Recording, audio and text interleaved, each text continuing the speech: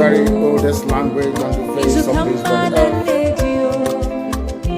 Chico Kikabia Mapuni, Chineke, and son of the Isala, Nina Goza, Nana Jama, and Yana Farosi, Obanana, all the amenities, and then saw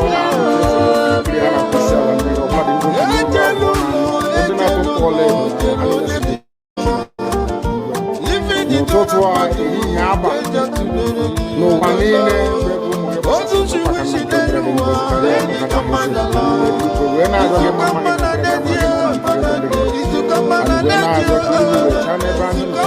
and when I raise it, but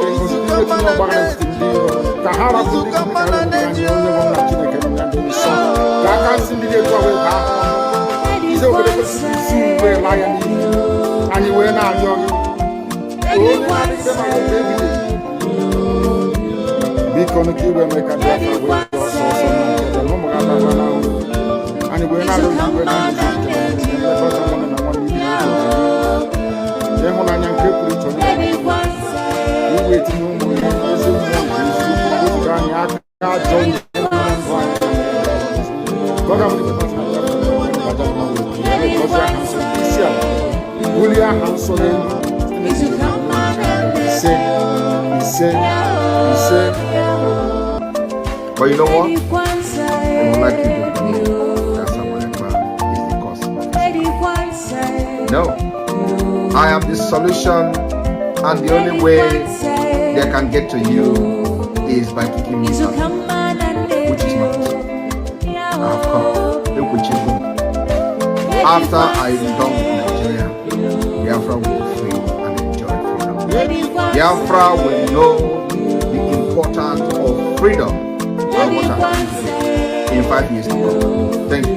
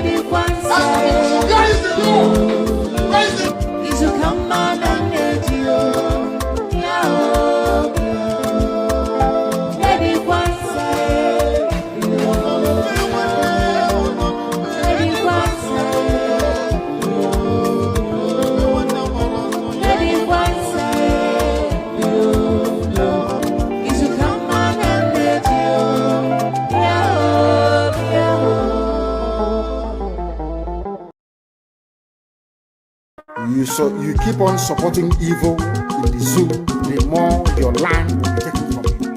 The more your daughters will be raped and abducted, the more your sons will be slaughtered in cold blood. And under one Nigeria, there is nothing you can do about it. Absolutely nothing. Because one idiot that they groomed will rise up and say to you, oh no, it's one Nigeria, there is crime everywhere. Haven't you heard about Zamfara? Haven't you heard about Katsina? There is crime everywhere. That is not the case. The crimes you have in the north, the insecurity you have in the north is as a direct consequence of their own action. They grouped them. Al-Qaeda in the Maghreb, ISIS in West Africa, Boko Haram, Fulani headsmen, bandits, all of them. Who brought them to Nigeria? It's Fulani. Fulani brought them into Nigeria. El-Rufai brought them in. Why did the government brought them in? Are you the deaf and dumb and stupid? When you come out and you pretend, oh, we are one Nigeria, go and show. Somebody was asking, where is the boundary, where would the boundary of Biafra begin? And I asked the fool, where did the boundary of Nigeria begin? The people from Niger come in and go as they like. Most of these idiots are from Niger. They are building a pipeline to Niger. They are building a railway line to Niger. They are building roads to Niger. Whereas where the money comes from, which is Biafra land, we don't have those infrastructure. No, we don't.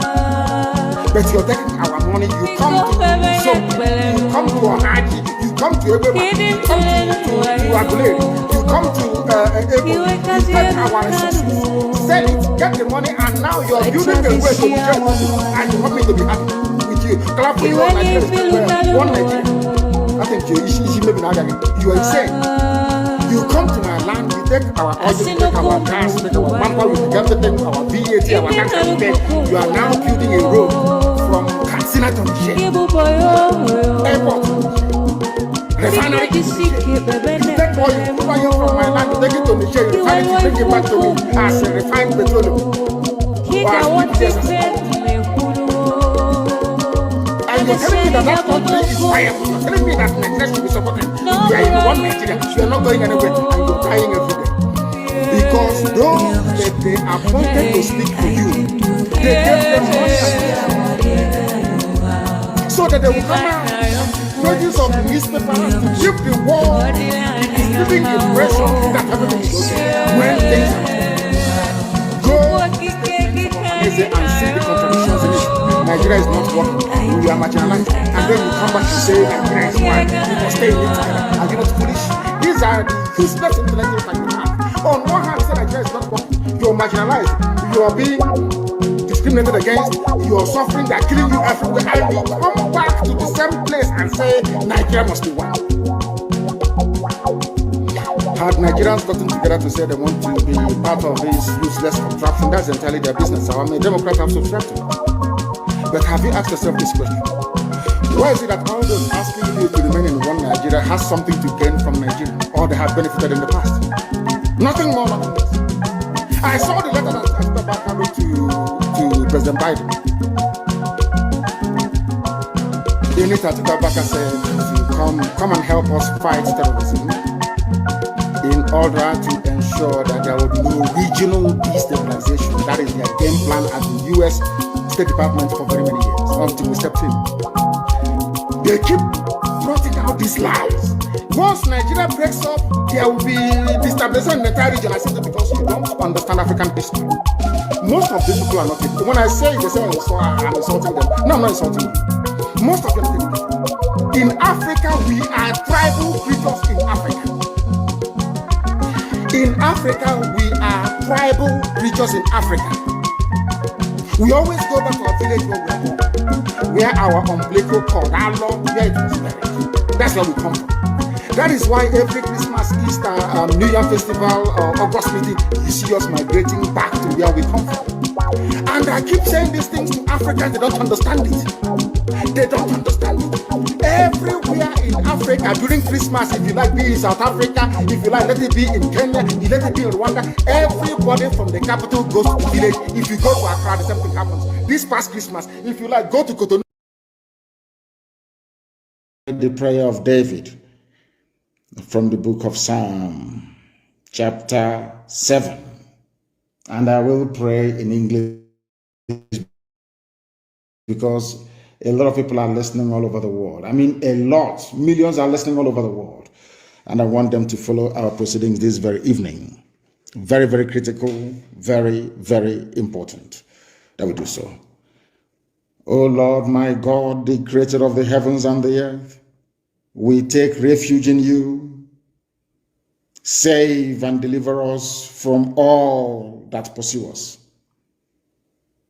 Because if you look away from us, they will tear us apart like a lion and rip us to pieces with no one to rescue us.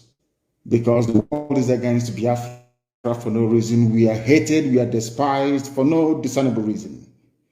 Only thee, O Lord God Almighty in heaven, is our Savior, not man. You must come to our rescue. Because you are our Lord and you are our God. If we have done this, if I have done anything, if there is guilt on my hands, if I have repaid anybody, be it friend or an adversary, with evil or without cause, have done wrong to any man or woman, then let the Fulani Janjaweed pursue and overtake me. Let them trample down my life to the ground and make me sleep in the dust. Arise, O Elohim, Adonai El Shaddai, in your anger, rise up against the rage of the Fulani Janjaweed Caliphate and the Zoological Republic. You will rise and you will fight for your children. You will awake, O Heavenly Father, Lord God Almighty, the creator of the heavens and the earth, the owner of the universe, for you must decree justice. Let your children and all men and of goodwill gather around you while you sit on top of your throne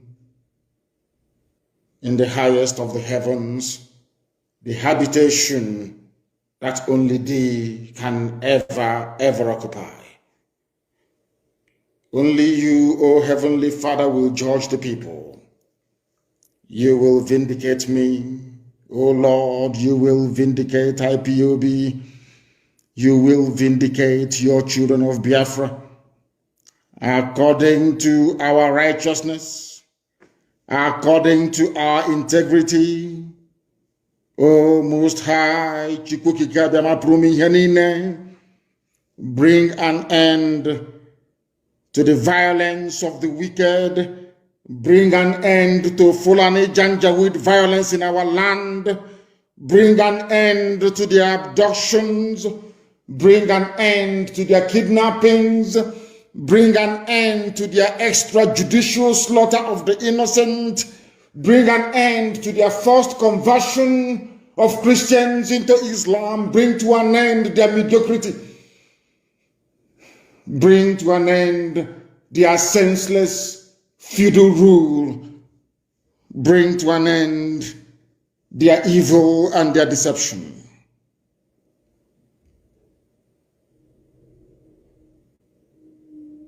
Come and secure the righteous, because only you, O God Almighty in heaven, can see in the dark. Only you know the hearts of men. You are our shield. We have nobody. Between 67 and 1970, the whole world ganged up and fought against your children. We did not steal anything from anybody. We did not go after anybody's possession nor inheritance. We were on our own in the land that you gave to our ancestors. They conspired, they connived, they colluded to kill us. Over 5 million people. We are dead at the end of it.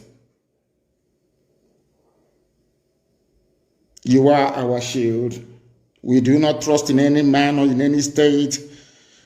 We trust only in thee, because you are God and you always save the upright at heart. Anybody whose heart is clean, O Heavenly Father, to those you do not abandon to their enemies. That is why you cannot abandon IPOB. That is why Biafra can never be abandoned. Because your words are yea and amen.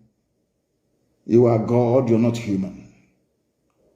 Facebook may have been bought over by Nigeria, and we pray that Twitter will not succumb to their threats and their violence. You are God, and you are an upright and a just judge. But you are also a God that displays his wrath every blessed day. If Fulani Janjaweed do not relent in what they are doing, if the Fulani Caliphate continues to pursue this scorched earth policy of abductions and murder and mayhem, then you, O Lord God in heaven, you will sharpen your sword You will bend and string your bow. You will prepare your deadly weapons. You will make ready your flaming arrows. Whoever is pregnant with evil conceives trouble and gives birth to disillusionment. That is what is happening in the zoo called Nigeria. Nigeria is pregnant with evil because it conceived trouble and it has now given birth to disillusionment. All the holes that the Fulani Janjaweed are digging for us into that pit, they are falling into one after the other. The trouble that they have caused will always rebound on them. Their violence will come down on their own heads. O Heavenly Father, for we shall give thee thanks always, all the days of our lives, because only thee is righteous. We shall sing songs of praise unto your holy name, O Most High. For as long as there is a child on this earth of Biafran descent and heritage, O Heavenly Father, we shall worship your name and your name alone, now and forevermore, we pray. He said, that was our prayer this evening. We are now going to proceed without further hesitation to bring to you the gospel which I have been mandated by heaven to preach to the children of men. At all cost, it is the land of God, given to his children for their eternal habitation. We may have failed in the past to recognize this very fact, but now that this generation has come, there is nothing anybody can do to stop us from restoring the kingdom of God upon the face of this very earth in the land of Biafra, without apologies to anybody.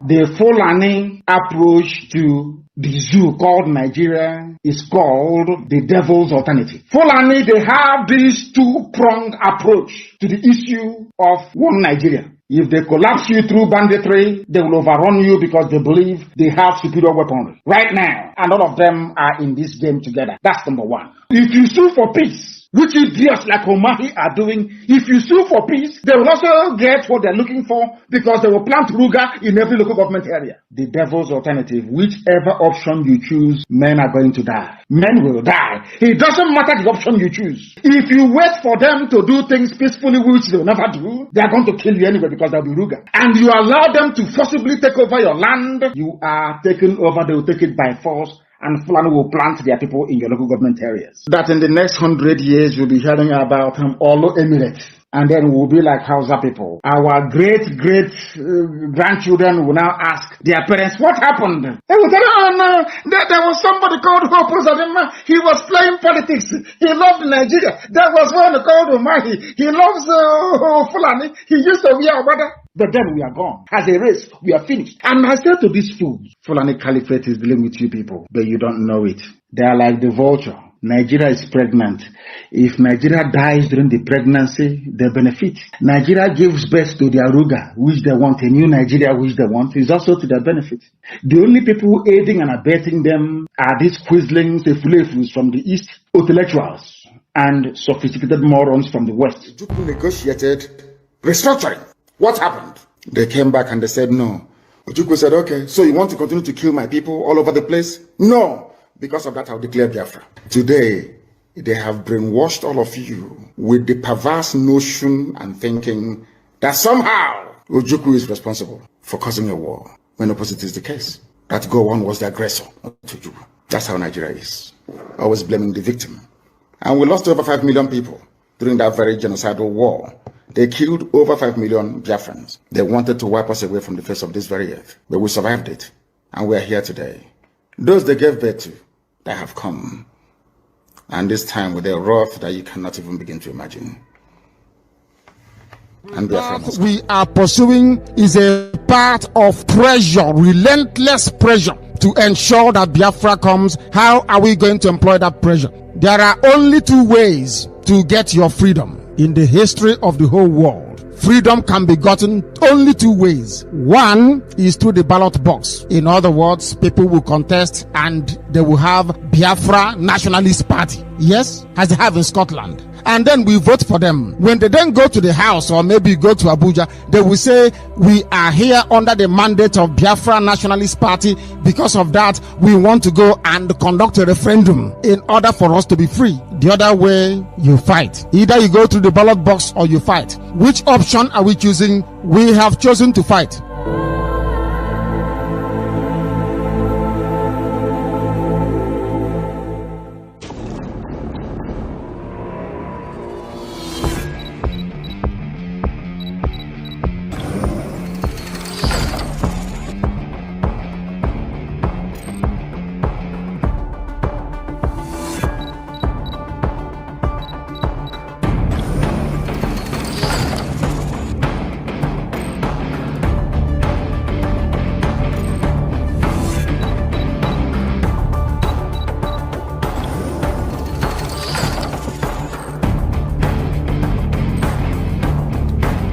We, the Biafrans, call the Finnish authorities to release Mazi Simon Ekpa immediately.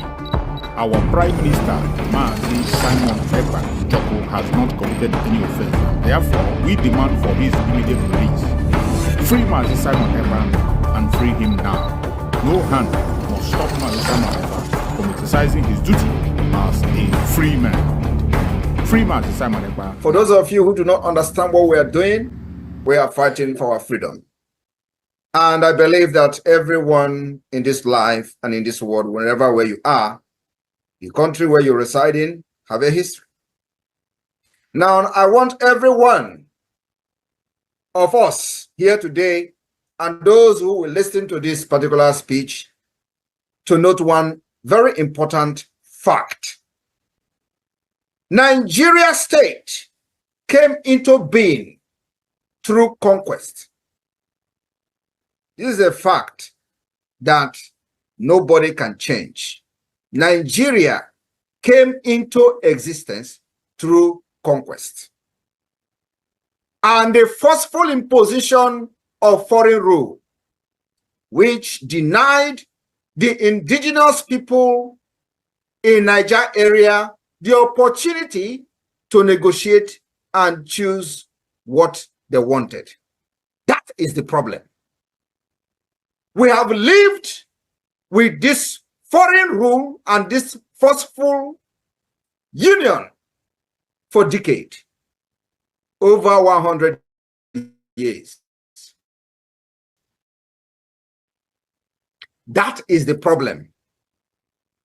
Now, I want everyone listening to me today to understand that after this forceful union of Nigeria, called the amalgamation, successive regime, both before and after the shambolic independence, continue to hold the state together in a similarly forceful manner, the same pattern and the methodology that the conquest and invasion and the colonizers came in with. They thought by the forceful and the barrels of the gun, they will continue to kill people for the unity of Nigeria. That also is the problem today. So, this impression that they are creating, that the country must remain as crafted from the amalgamation by the colonialists, and that this country called Nigeria unity is non-negotiable. That is also the problem. We have lived from centuries to century, and today we are in the era of 21st century. We are now in a global village where the things of the past and the things of the old are changing to become new. And they don't want to change Nigeria with the dangerous diversity that have now emanated from different angles and the different injustices and corruption, and now Nigeria has found itself to become an Islamic state. That is the problem.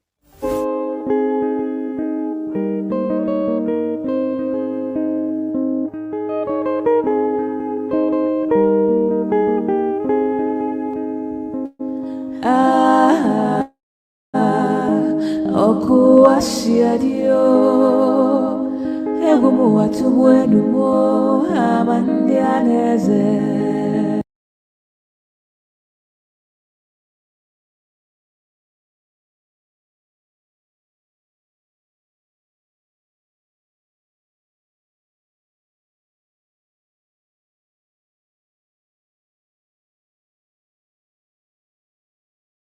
The very oldest language on the face of this very earth. Because I can say that from what I have just listened from you, it is just not ordinary. Very wonderful.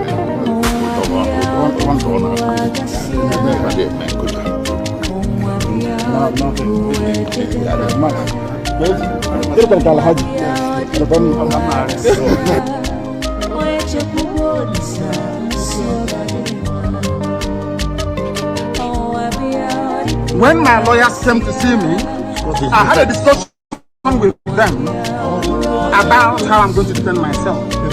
I told them that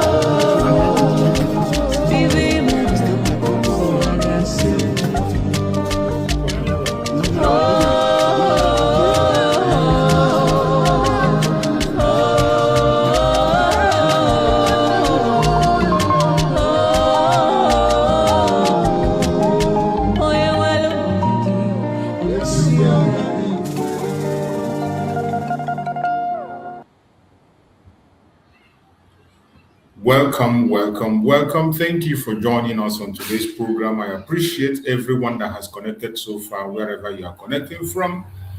Please, as you join the program, like and share the program to all platforms, like and share to family and friends, like and share to everyone that is close to you, share on your WhatsApp group, share to those people you feel have some questions to ask, those that you feel that they have a superior argument, those who agree with us and those who disagree, those who are bold enough to come with their superior argument, share with them. Let them come. Let us share views and express ourselves. Remember, in this platform, it is a platform for public opinion, a platform for everyone, regardless your orientation, regardless your religion, regardless your race or your location. Wherever you belong, you are welcome, as long as you're human and you are ready and willing to discuss. We welcome you and we appreciate you. In this platform, we don't come here to instigate violence. We do not come here to preach hate. We don't come here to attack people or individuals. All we do in this platform is to present our case before the whole world, to show the world the need to allow the Biafra people to go. to continue to prove to the world that the only solution to the situation in Nigeria is a full restoration of Biafra. Biafra is a solution, not a problem. And in this platform every day, we prove it to the world that Biafra is a solution and not a problem. If the world wants to deal with the issue of terrorism in the Sahel region, Biafra is a solution. If the world wants a peaceful environment where human life will be respected, Biafra is the solution. If the United States want to be secured, and they sincerely want to curtail the operation of a terrorist in the Sahel region, of which Nigeria today is the capital of terrorism in the Sahel region. If you want to stop that, Biafra is the solution. If you want to checkmate the frustration and the evil that the enemies are carrying out against innocent citizens across board, Biafra is the solution. We will continue to prove this to the world until they pay attention. That is why we're here. A lot has happened and continue to happen. Our duty is to come online here, express ourselves, share our views, and also give people opportunity to say their mind. But at the end of the day, the decision you make or what you do completely lies on you. It is yours, your decision to make. It is your own power to make your decision, to decide what you do, how you do it, and when you do it. We are not in control of that. We are only playing our own role. We are only doing what we are supposed to do, letting the world know the solution. We are not only complaining. That is the difference between those of us who are in Biafra agitation, the Biafran activists, and others who are just claiming to be activists, or those who call themselves activists, or those who call themselves Pan-Africanists. The difference between us and them is that we are pursuing a solution. We identify the problem and we present a solution. Not just presenting a solution, we are pursuing a solution. An eternal solution, a solution that will put an end to every single atrocity you are seeing today. And we will continue to pursue that solution. At the same time, awaken the world to pay attention. That is the responsibility that lies on us. This is why we come online every day, every morning, evening, afternoon, regardless the audience, regardless the attacks, regardless the causes, regardless the insult we receive. We continue to do what we have to do. And we are going to continue. Personally, I will continue to be in this journey until when Chukwu Kagame says it's enough. So wherever you are today, I welcome you and I thank you for being part of the program. This morning, we are going to discuss on the same general topic that everybody is talking about. The same thing that is not new that you have heard all the time. The same message that Mazi Nnamdi Kanu have been preaching for more than a decade. The same message Mazi Simon Ekpa preached and nobody listened. The same message for which Mazi Nnamdi Kanu was illegally detained by the Nigerian government and handed life imprisonment. Not because he committed a crime, not because he committed terrorism, but because he spoke the truth. Because he revealed what will happen when it has not yet happened. Mazi Simon Ekpa was also sentenced in Finland because he stood his ground to make sure that the plan of the Janjaweed, the caliphate, did not work. To make sure that his own people, his brothers and sisters, are protected from terrorism. The same problem, the same program, the same message is what we have here today. And we are not going to back down. We are not going to back down. The more they try, the more they give us reason to fight on. The more they try, the more they give us reason to continue to speak. And we will continue to speak for as long as we have life. So wherever you're watching from, please, if you have not yet liked, like, share to all platforms, share to family and friends, and invite people to join. Very, very important. We will do what we have to do when we have to do, anytime we have the opportunity. So wherever you are watching today, I welcome you and I say, good morning, great people, great friends of freedom, great lovers of justice, great supporters of human rights around the world. I welcome every one of you. Wherever you are joining us from today, I welcome you to this very important broadcast. Please take a moment to like this stream. Take a moment to like the stream, share the broadcast, subscribe to the channel, and invite others to join this conversation. Because what we are about to discuss affect not only Nigeria, not only Biafrans, but the future of peace, security, justice, and human rights across Africa. So wherever you are,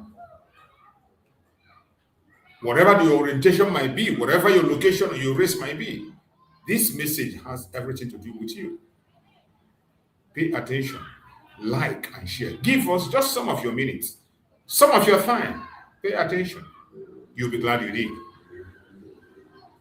Today, I will be speaking on a topic that continues to generate concern among millions of people, both within Nigeria and across the international community. Today's topic is Nigeria's growing insecurity, the threat of terrorism, and the call for international attention to the case of Mazi Nnamdi Kanu. The concern of many Biafrans. This is what we are going to discuss today. Wherever you are watching this program from, one thing that cannot be denied is that insecurity has become one of the most significant challenges facing Nigeria today. Nobody can deny that. Whether you are a Nigerian or non-Nigerian, this is an issue that is before you. You go to the conventional media, you go to the social media, you will see it firsthand. Once you type Nigeria, the first thing that will come out is insecurity. Across different parts of the country, communities have experienced kidnapping, armed attacks, banditry, and communal conflict and terrorist activities, most especially terrorist activities. Many families have lost loved ones. Many businesses have been forced to close. Many farmers have abandoned their farmlands. Many young people are uncertain about their future. For years, Nigeria have hoped for lasting solution to these security challenges. Yet, concern remain about how effective current responses have been, whether enough is being done to address the root causes of insecurity. When citizens wake up every day wondering whether they will return home safely, it becomes clear that security is not merely a political issue. This is why it has become necessary that we talk about this and continue to talk about it as many times as we can. It becomes a humanitarian issue. Insecurity, it has become a humanitarian issue. It becomes a human rights issue. It becomes a question about responsibility of government to protect lives and properties. Across social media platforms and public discussion, there are ongoing debates about the nature of insecurity affecting different regions of Nigeria. But the most painful thing is that even the people that are championing the message of insecurity today are even non-Nigerians. The same people you call Nigerian citizens, they are the ones that are less interested in solving the problem. You and I know that Nigerians have a lot of big names that are celebrated across the world. We have so many of them that have big platforms, but none of them care to present the plight of the people before the world. In fact, the people that present the seriousness of the matter to the world is always foreigners. And one of the persons in the front line is Mike Arnold. If you go to the platform of Mike Arnold, if you are not being told, you would think that Mike Arnold is a Nigerian. If you are not told, if you are not careful, when you come across the platform of Arnold, Mike Arnold, you will think he's a Nigerian. Let me see if I can get into his X, and let's see what we can find in his X. But we have people who have even bigger platform than Arnold. Arnold did not have a bigger platform before he began to talk about the issue of Nigeria. But since he gave his devotion to see that human life is safe, he is one of the major voices on the situation in the zoo today. And I want you to see what you can find in his platform. This is his X handle. This is the X handle of Arnold. Everything about there is fighting for the life of innocent citizens in the Zoological Republic called Nigeria. That's his platform. Every picture you see there is fighting for freedom of the people. Look at the first one you see. Mike Arnold, April 2026. Mike Arnold congressional testimony, 22nd April 2026, U.S. Capitol, Washington, D.C. He went ahead. On congressional hearing, he made an outstanding statement. He gave a press preview that shook the whole world. And in his own case, he touched every aspect of the issue. Things that nobody wants to talk about, he spoke about them. This is another issue, something he posted some few hours ago. This man is an American. He's not a Nigerian. But he's very much devoted in saving innocent lives in the Zoological Republic. Look at the post he made here. In honor of Nigerian government's lobby firm's attack on me. You can imagine. In honor of Nigerian government lobby firm attack on me and other missionaries and men of God, let's share Bawa's testimony far and wide. This is what they are desperate to hide. This is a young boy, a child. This is a child giving testimony of what he passed through in the hand of the Boko Haram terrorists. You cannot find this kind of documentary in Nigerian media. Not even Nigerian content creators. None of them is going to pull this kind of interview and make it go viral. Arnold has it to create awareness. You go further. Everything he posts there is based on saving life, human life in the Zoological Republic. This one says another 9 million US dollars post from the Nigerian government lobby firm. I'm going to frame this one. Faces of rented outrage. That is it. They blackmail Arnold at every given point in time. They put cartoon just to blackmail him to make sure that his voice is not heard. These are people that are supposed to be serious, fighting against insecurity. But instead of that, what did they do? Nothing. Just saying hello to Nigerian government and all their friends in Washington. That is Arnold, watching very, very close. We call him the earth shaker. His eyes is on the Zoological Republic. The terrorist activities of the Fulanis and the contract of Islamization, which is being carried on by the present day government. You go further. He has so many other posts, and all he does is to bring the plight of the zoo before the whole world. The US, Nigeria Counter-Terrorism Partnership delivering for Nigeria. You see? And what is he write? Funny. This is paid for by the Tinubu administration through this DCI. This is what 9 million gets you. If I were them, I demand a refund.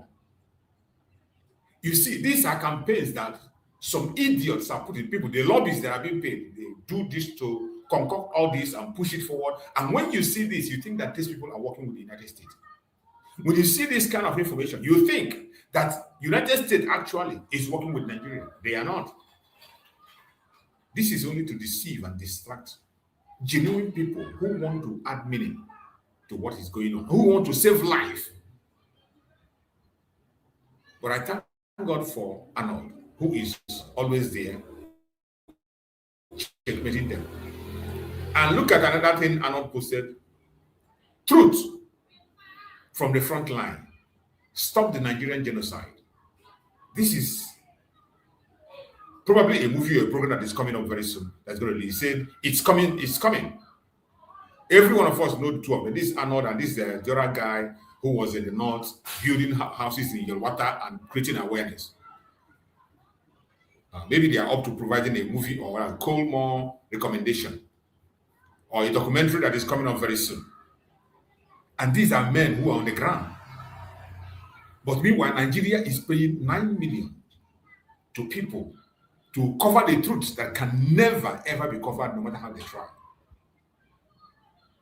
This is another post made by Arnold.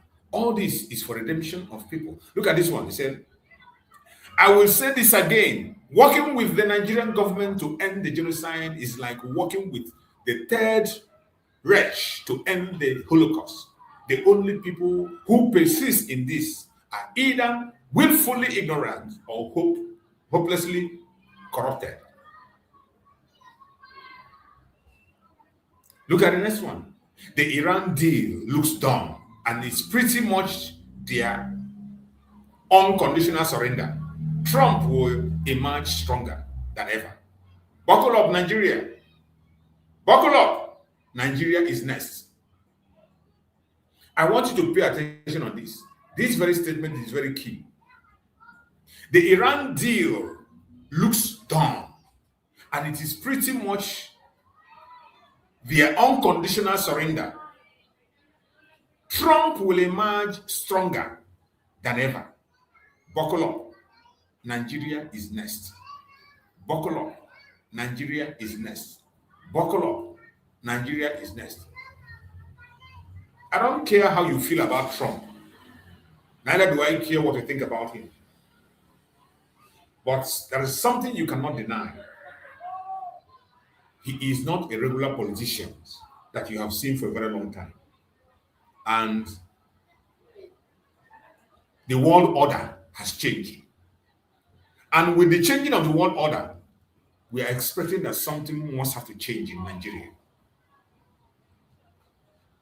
With the changing of the world order that we know today, something must definitely change in the Zoological Republic of Nigeria. And it is coming very soon. This was posted by Arnold.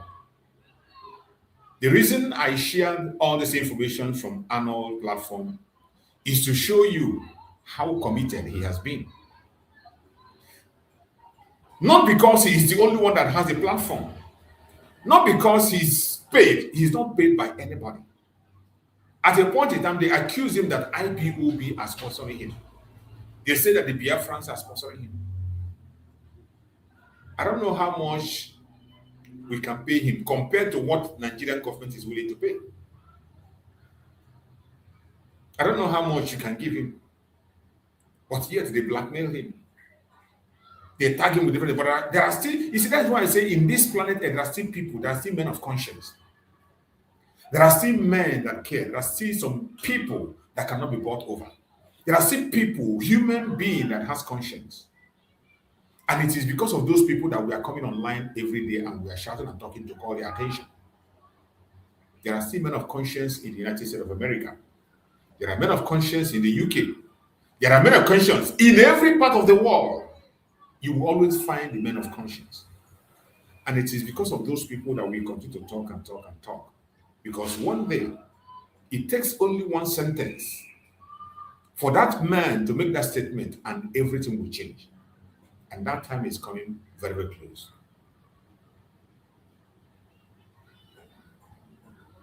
What we are speaking about today, the insecurity in Nigeria has become humanitarian issue. It becomes human rights issue.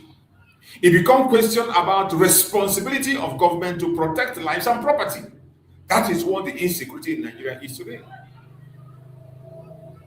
Across social media platforms, people discuss there are ongoing debates. There are discussions everywhere across all social media platforms, public discussions. There are ongoing debates. You see them. Go to TikTok, you go to YouTube, Facebook, you see people gathering and there is debate going on about the nature of the insecurity affecting different regions of Nigeria. There are discussions about armed groups, criminal networks, terrorist organizations, and various actors accused of contributing to violence in the contraction called Nigeria. Many citizens have called for greater transparency, accountability, and effective law enforcement against all individual and group responsible for violence, regardless of ethnic, religion, or political affiliation. But who listens? Who cares? Who cares? Today, the government of Nigeria is busy trying to blackmail the Biafrans as the aggressors. The government of Nigeria is busy trying as much as they can to blackmail the Biafrans as the aggressors. They want to demonize the Igbos. They want to change history, change narrative. That is where they are busy. When you see the way they change their perspectives and narrative today, when something happens in the southeast, they will blow it out of proportion and let you know that it is very insecure. But when it happened in the north, where people are beheaded every single day, generals are beheaded, military men are beheaded, groups of people, schools, children, mothers, women are kidnapped in numbers. The country doesn't show outrage. But when there's an issue in the southeastern part of Nigeria, Biafra land, they will blow it out of proportion. It will seem as if it is something that has not happened before. You see that even in their reportage, in their conventional media. Every evening, I play videos from their conventional media just to show that to the world. The way they report the case that is coming from Biafra land. Every evening, in my evening program, that is what I show. Every of my evening program, I go to their conventional media, bring information, they display it. Then I will follow them up to show to the world how they narrate issues, how they present the cases from Biafra land. And in most cases, they confirm some of the things that we say, even though they try to be politically correct.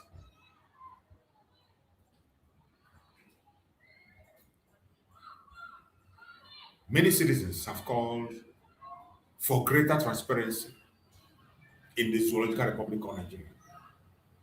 Accountability and effective law enforcement against all individuals and groups responsible for violence regardless of ethnic, religion, or political affiliation. But who cares? Nobody listens. Nobody's paying attention. The principle must always remain the same. That is what people are asking. No innocent person deserves to live under fear. No community deserves to suffer violence. No child deserves to grow up, surrounded by insecurity. No nation can achieve sustainable development without security. This is known by everybody in the world. Well, that is the nature of Nigeria today.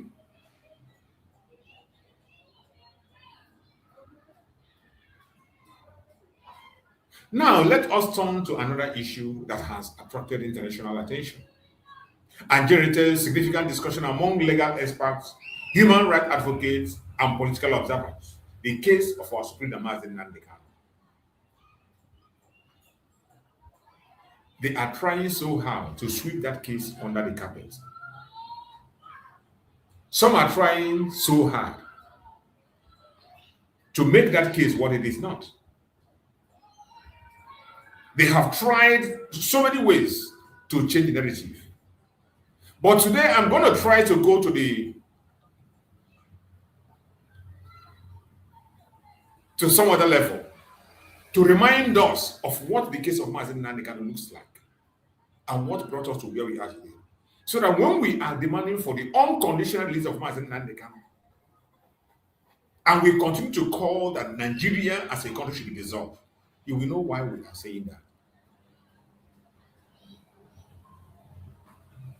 The case of Mazi Nnamdi Kanu, for many supporters, for so many of us that are genuinely following Mazi Nnamdi Kanu, Mazi Nnamdi Kanu represents the struggle for self-determination,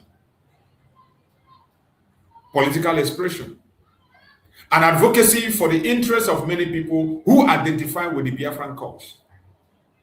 Mazi Nnamdi Kanu represents millions of people, more than 80 millions of people. Not just Biafrans, even non-Biafrans.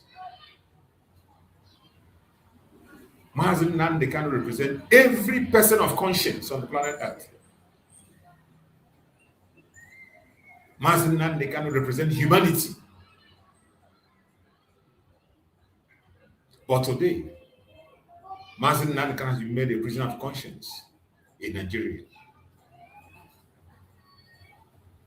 The haters of Mazi Nnamdi Kanu and some others who, out of their greed, envy, and jealousy,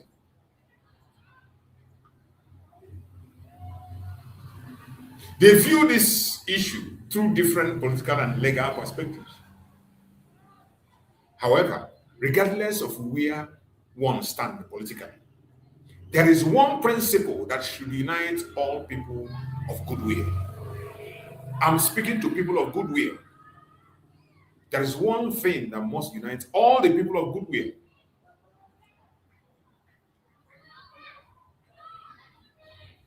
When I talk about the people of goodwill, you should know the people I'm talking about. If you are one of the people of goodwill, you should know.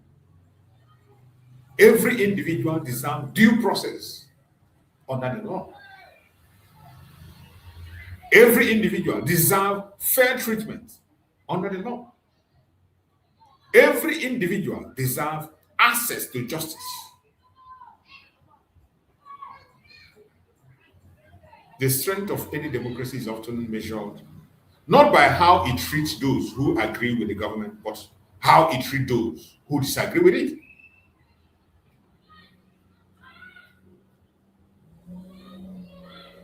And with this, we are going to try and go to the platform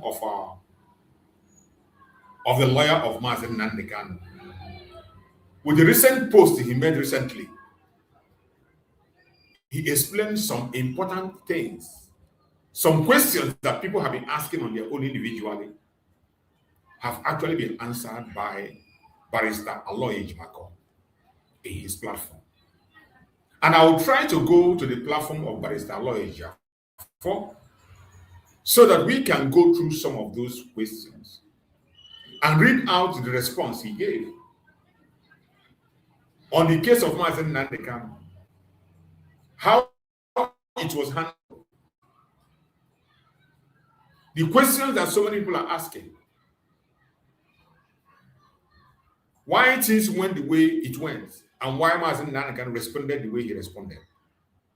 There are some important posts he has made lately that some of us didn't pay attention to, but I'm going to take us back to those posts so that we can read it together. Just maybe from what we get there, we can start understanding better what transpired in the case of Mazi Nnamdi Kanu. Because there are so many things that are hidden that many people are seeking for answers. But for one reason or the other, nobody is there to give an answer to. That is why I think it is necessary we pay attention to some of these posts that have been made lately by Aloy Ejimako in his platform on the case of Mazi Nnamdi Kanu. Because it will help us to be able to understand better. It will equally help the world to understand better. So I want you to join us patiently on this journey as we go into the issue today.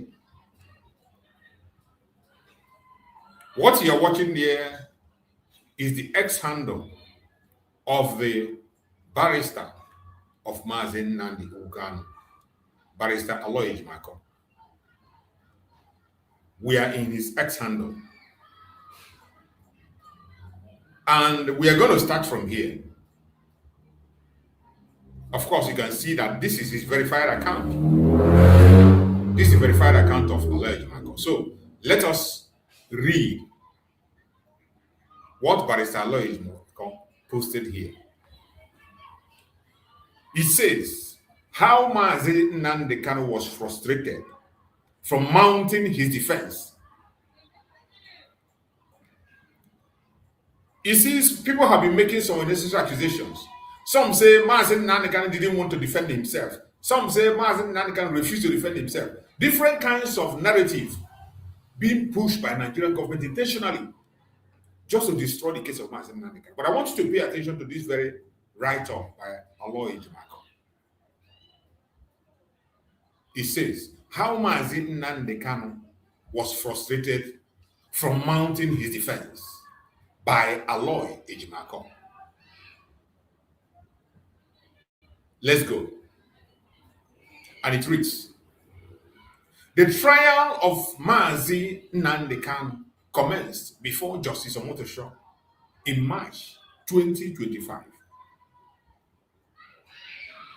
As in all criminal trials, it is the prosecution that must first present its case before the defense can present its own. This is how it proceeded until June 2025, when the prosecution concluded its case after calling 5 witnesses. Following the dismissal of Kanu's subsequent no-case submission, the count proceeded to establish a strict 6 days window. A strict 6 days window for the defense to present its case. So soon thereafter, Mazi Nnamdi Kanu debriefed his lawyers and indicated a desire to represent himself. So when he sought a 90 days time frame to prepare his defense, including calling 25 witnesses, the court refused it, but later reconsidered by giving him a few extra days. In the backdrop of this strict time frame, Mazi Nnamdi Kanu was effectively frustrated from mounting any meaningful defense. Remember, they took so many days to prosecute the case of Mazi Nnamdi Kanu, to accuse him of different kinds of things. And when it comes to him defending himself, they gave him only 6 days. Only 6 days. He demanded for 90 days, and they refused. They rejected his 90 days and only added some few days for him. In a case that is about life and death. In a case that took almost 10 years to prosecute. Now you are giving him less than 10 days. You're giving him 6 days to mount a defense. What do you call that? What do you call that?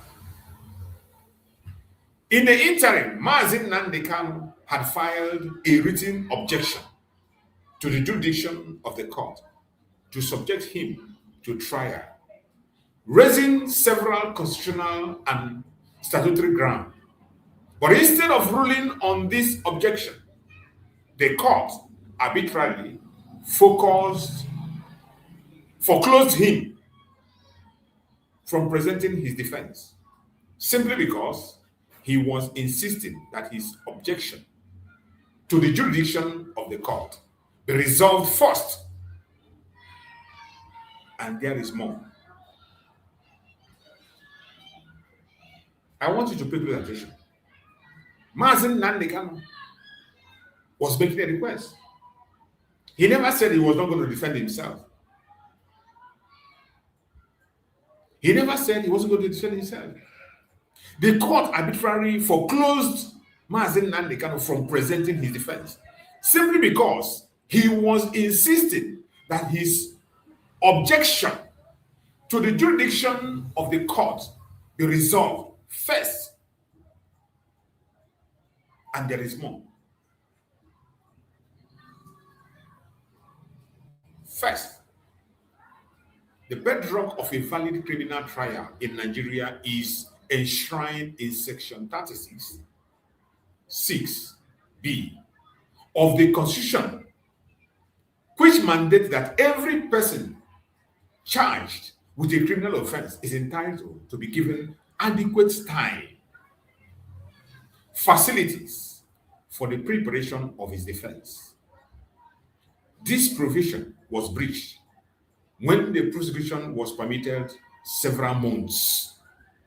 Prosecution was given several months to prosecute Mazi Nnamdi Kanu. But when it came to Mazi Nnamdi Kanu, they prosecuted Mazi Nnamdi Kanu from March to June.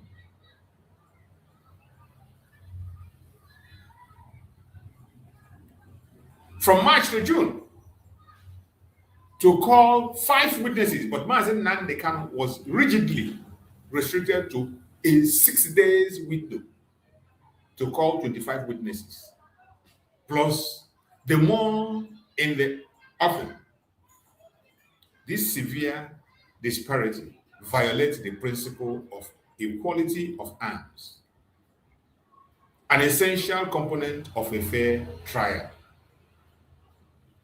Just maybe you will begin to understand what transpired. Second, the shocking failure of Justice Omotosho to safeguard the rights of an unrepresented defendant will forever live in judicial infamy.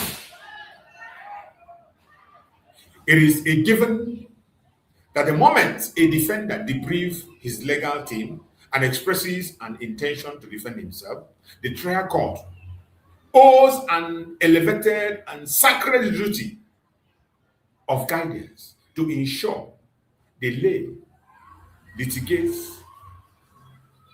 litigant is not blindsided by technical rules, thus forcing an unrepresented defendant facing capital charges to compress the testimonies of 25 witnesses into a handful of days is a constructive denial of the right to be heard.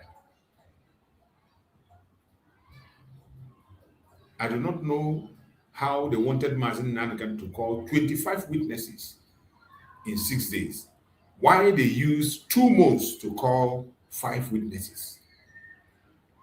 2 months was 5 witnesses were called to prosecute Mazi Nnamdi Kanu, and when it came to his defense, he was given 6 days to call 25 witnesses. Third, Justice Omotosho arbitrarily foreclosure of Mazi Nnamdi Kanu from defending himself is an impermissible assault on the primary of jurisdiction judicial objections. It is settled law across decades of Nigerian jurisprudence that jurisdiction is the lifeblood of adjudication. So, where a trial comes, grant the state a wide window to build its case, but trap a self-represented defendant in a chronological straitjacket, refuses to resolve threshold jurisdictional objections and abrupt foreclosure. The defense, and abruptly foreclose the defense, the trial, or any conviction emanating thereof, therefore, become a pervasive non-event that will ultimately fail appellate muster. A lawyer is writing, maybe you don't understand, or your own time you can go and read this over. But the explanation is so clear. It is so clear because many people have been asking. You know, this is one of the propaganda they put. They say Mazi Nnamdi Kanu refused to defend himself. It is not that Mazi Nnamdi Kanu refused to defend himself, but they intentionally muzzle Mazi Nnamdi Kanu and make sure he did defend himself. Look at another one. Let's read this one too. This one is another important one.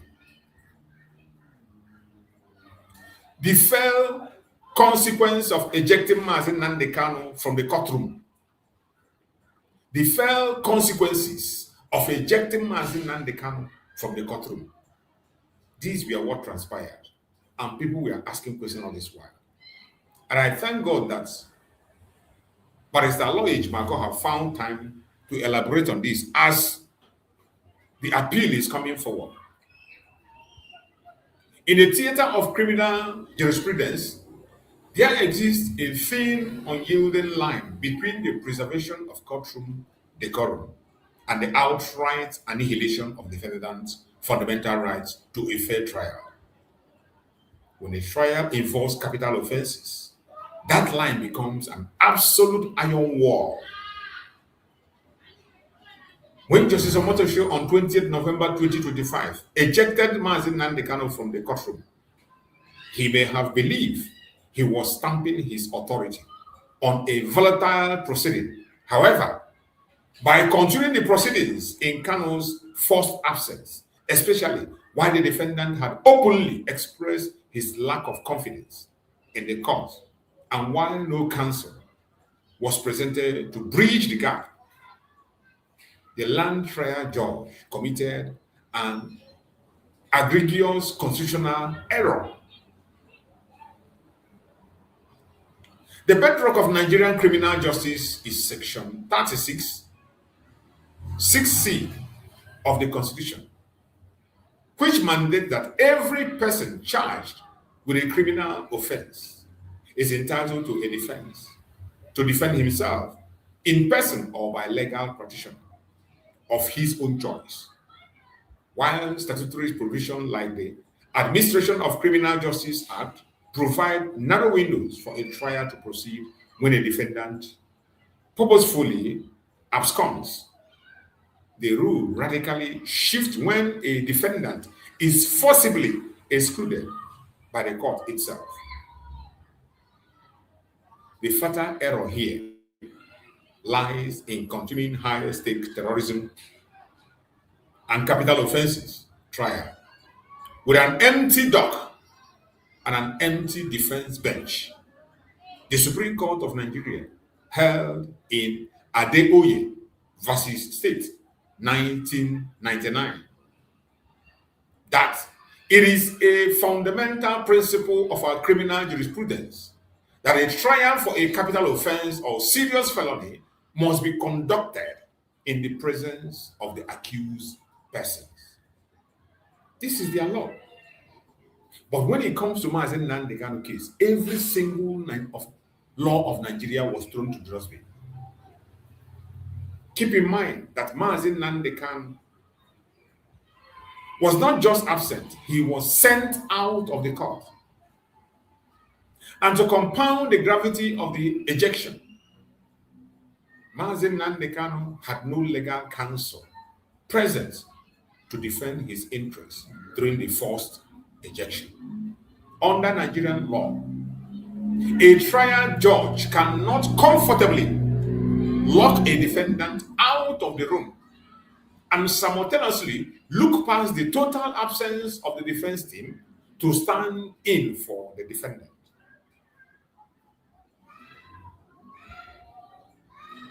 In Galadima versus the State, 2012, the Apex Court emphasized that where an accused person is unrepresented by counsel in a serious criminal trial, especially one touching on capital punishment or severe felony, any proceeding conducted in his absence without the aid of legal representation is nullity.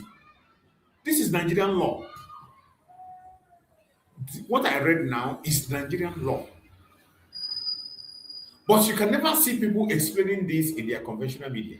They have already succeeded in creating their own narrative. And I thank you, as Aloye Jimako is bringing these things forward for people to know that Nigerian law stated different from what they are doing against Mazi Nnamdi. The illegality on the case of Mazi Nnamdi Kanu is overwhelming. I don't even know how to look at it. Look at this. A case that has been settled in Nigeria, Galadima versus the State, 2012. The Apex Court emphasized that where an accused person is unrepresented by the counsel in a serious criminal trial, especially one touching on capital punishment or severe felony, any proceeding conducted in his absence and without the aid of legal representation is a nullity. And some of you are still afraid. Oh, they want the death penalty for Mazi Nnamdi Kanu. They want this nonsense for Mazi Nnamdi Kanu.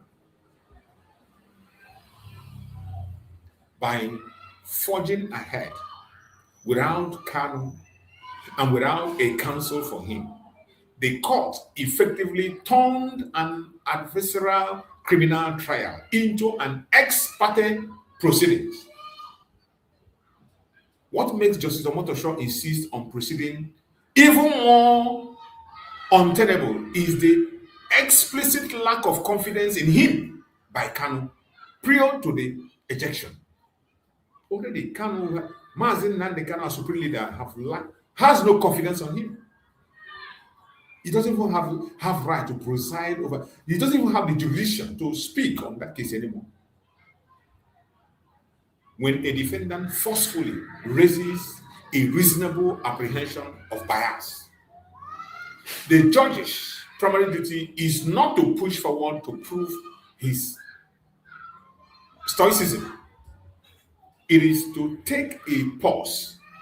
The Supreme Court in the Dumas versus Okorodudu 1976 held that a judge must be indifferent to the parties and should completely insulate himself from the heart of the battle. But of course, you know that at a point in time, this, what do they call him? This man, what do they call him? Became part of the, not even at the time, he have always been part of the government. He was even speaking for the prosecuting counsel. He was making a case for the prosecuting counsel. The prosecuting counsel didn't even have time to speak.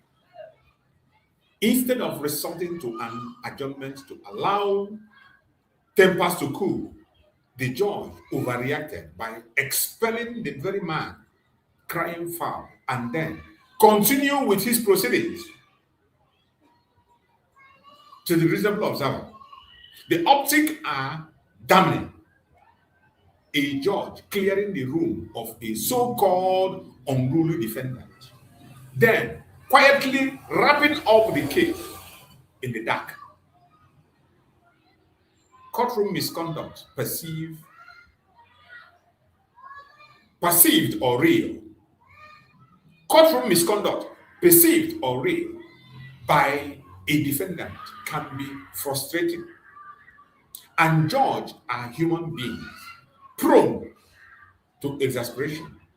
But the law provides tools to manage such situations, none of which includes conducting a capital trial while the defendant is locked in a holding cell.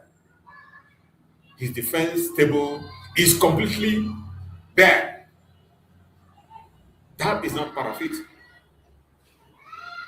Thus, Justice Omotosho's decision to continue the proceeding under this precise condition was perverse and represents a total collapse of due process that will surely shock the conscience of the appellate court. This is a beautiful piece that was written by Aloy Ejimako. And this is not written for the Zoological Republic government because they will do what they want to do. But it's interesting that he's putting it forward for men of conscience and for the world to be seeing it, be going through it, and know what really transpired. It is very important. Very, very important.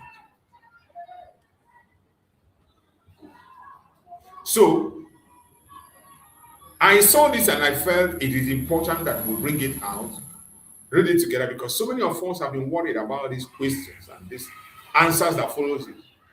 Why this and why that and why this and why that? This is another one.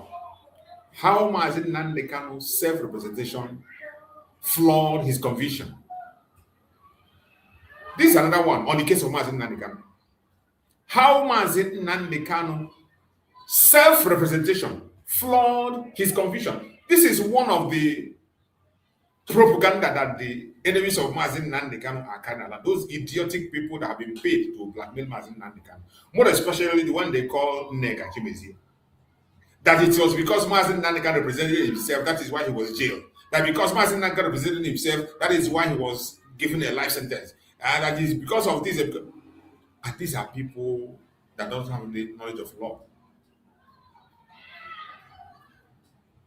I want us to read this together because this is also one of the popularly asked questions for people to understand what really transpired. So, Barrister Aloy Ejimako also explained here and he said, how Mazi Nnamdi Kanu's self-representation flawed his conviction by Aloy Ejimako. Following the debriefing of his legal team, led by Chief Kanu Agabi, San Mazi Nnamdi Kanu firmly announced his intention to personally handle his own defense. The trial court accepted this waiver of counsel, asked if he wanted an assigned lawyer, noted his rejection, and then proceeded.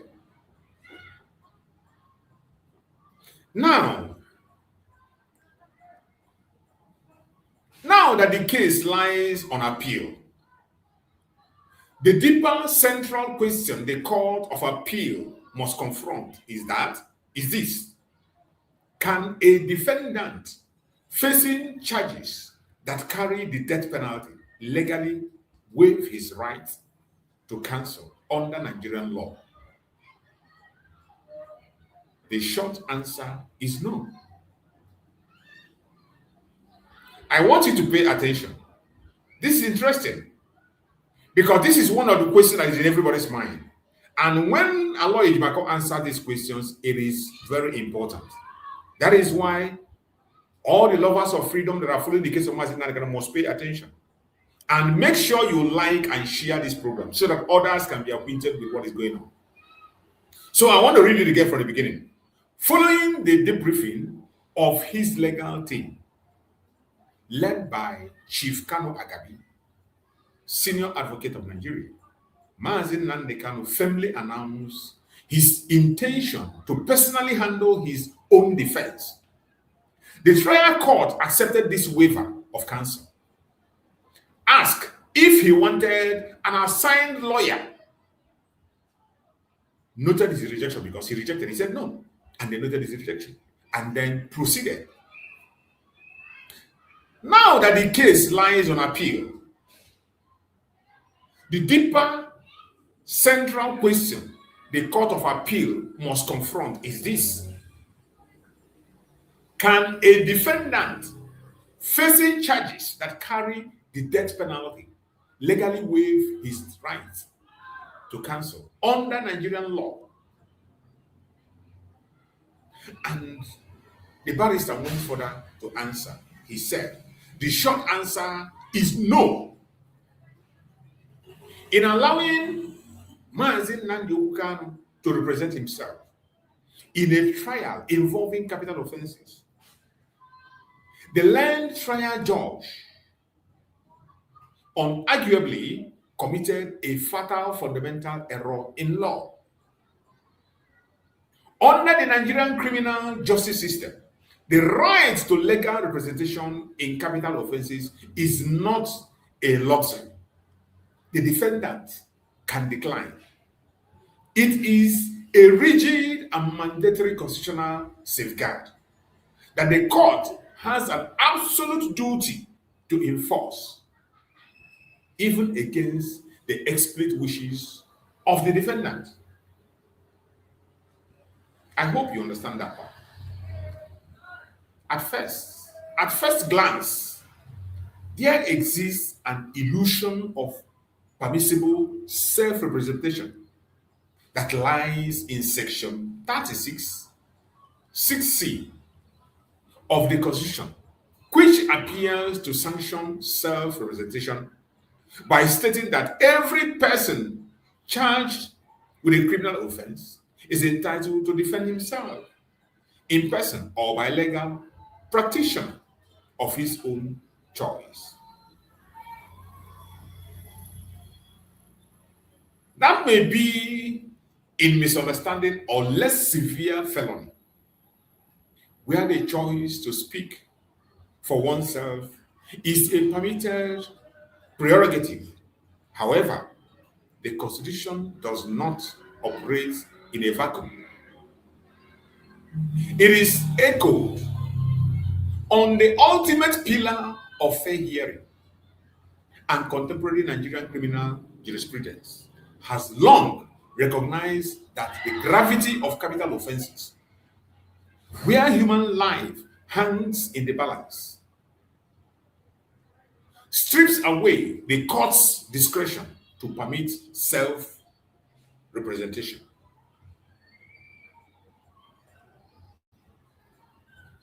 The statutory directive is enacted under the Administration of Criminal Justice Act, which explicitly curtail the right to self-representation when the stakes are grave.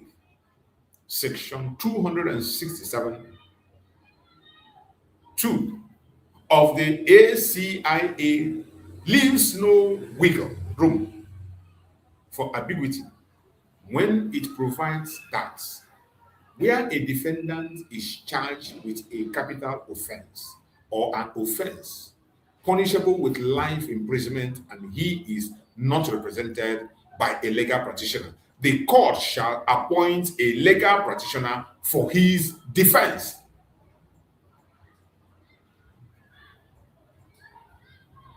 The operative word utilized in the above provision is shall. In statutory interpretation, it is an established canon that shall denotes a command. It imposes a mandatory duty, leaving zero room for judicial discretion or defendant's personal whims. What you are seeing is in the loopholes. These are things you're going to see as we head into the appeal. This is expectation for those of you who are worried and shouting and talking and blabbing and saying what you do not know. And I thank Chukwu Okukabema that Allah Ejimako had time to answer these questions. Thus, when Kanu's legal team stepped aside, Justice Omotosho's question should not have been, do you want me to assign a lawyer to you? Instead, the judge should have immediately made an unyielding decision to appoint a lawyer for him. Why? Because Kanu's refusal of counsel is invalid as a matter of law, pure and simple. The Supreme Court has repeatedly held that the presence of counsel in capital trial is a condition precedent to the validity of the trial. In Josiah versus State, 1985, the Apex Court held that in capital offenses, a defendant must be represented by counsel at all stages of the trial. This was reaffirmed forcefully in Ganiu versus State, 2013, when the Supreme Court made it abundantly clear that a trial conducted for a capital offense without legal representation is nullity, as its absence completely robbed the trial court of the jurisdiction, of its jurisdiction. Granted that Justice Omotosho may have felt justified in forging ahead, giving Kanu's articulated disposition, yet, as a matter of law, lay competence is not a substitute for counsel. A capital trial involves intricate rules of evidence, procedures, and navigation of highly complex constitutional and statutory framework, unique to capital offenses trial. So, by permitting Kanu to navigate this labyrinth alone, the court allows a fundamental constitutional infraction that may very well void the entire outcome of the trial. I hope you understand. For those of you that have doubt, for those of us that are worried, this response that is coming from Aloy Jumafko is amazing, and it is very, very important. That is why I felt I should go into it and read it for Biafrans to see.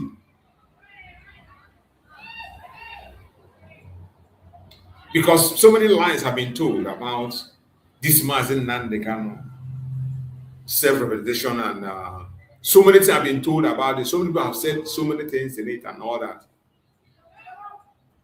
But when you go through these responses that was given by the lawyer of Mazi Nnamdi Kanu, it will help you to understand better. It will help you to understand better. That is why I feel I will bring it for us to look at.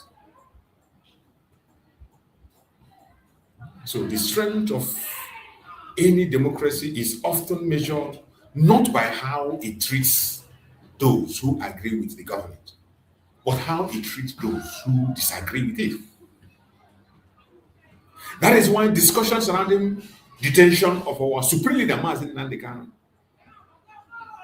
the trial, the legal proceeding involving our supreme leader, continue to attract both domestic and international attention. Now you understand why Nigeria is shaking, why they are scared. The case of Mazi Nnamdi Kanu raises broader questions about civil liberty, freedom of expression, political dissent, and the right of individuals advocating controversial political positions. Human rights organizations around the world have consistently emphasized that the importance of due process, transparency, and adherence to legal standards in all judicial matters, very important. This principle should apply equally to every citizen, regardless their status, ethnicity, religion, political opinion. Everybody must be treated equal legally when it comes to legal issues. That's the right thing to happen. The reason international attention matters is not because foreign governments should dictate the future of the Zoological Republic of Nigeria. No. Rather, international engagement can encourage adherence to universal recognized human rights principles and legal norms. And that is why we are calling on the United Nations, calling on the United States. And that is why I appreciate you, Kabiama, for what Arnold is doing. Some of you don't know the effect of what Mike Arnold is doing.